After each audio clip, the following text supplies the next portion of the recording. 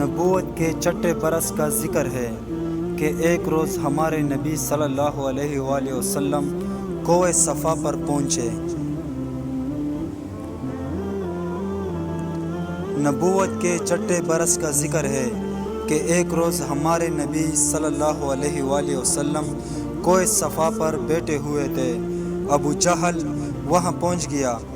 اس نے نبی کریم صلی اللہ علیہ وآلہ وسلم کو پہلے گالیاں دیں، اور جب نبی صلی اللہ علیہ وآلہ وسلم گالیاں سن کر چپ رہے تو اس نے ایک پتھر حضور صلی اللہ علیہ وآلہ وسلم کے سر پر دے مارا، جس سے خون بہنے لگا۔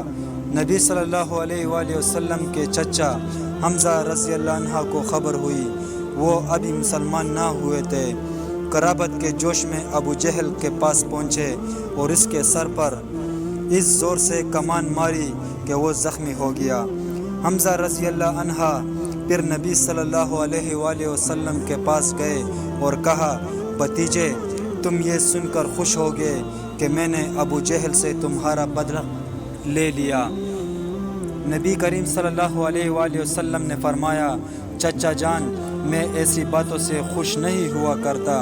ہاں، اگر آپ مسلمان ہو جائیں تو مجھے بڑی خوشی ہوگی۔ حضرت حمزہ رضی اللہ عنہ اسی وقت مسلمان ہو گئے۔ اللہ ان سے راضی ہو۔ شہادت۔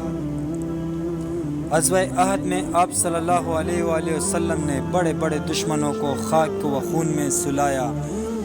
وحشی غلام نے ایک پتھر کے پیچھے چھپ کر بزدلانہ حملہ آپ صلی اللہ علیہ وآلہ وسلم پر کیا۔ زخم ناف کے قریب لگا، جس سے آپ شہید ہو گئے۔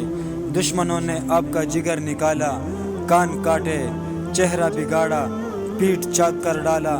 نبی صلی اللہ علیہ وآلہ وسلم نے یہ حال دیکھا تو سخت غمگین ہوئے، اور سید الشہداء اور اسد اللہ و رسول اللہ اور اس کے رسول صلی اللہ علیہ وآلہ وسلم کا شعر کا خطاب عطا فرمایا۔ سیرت رسول، صحیح اسلامی واقعات، صفحہ نمبر 57-58۔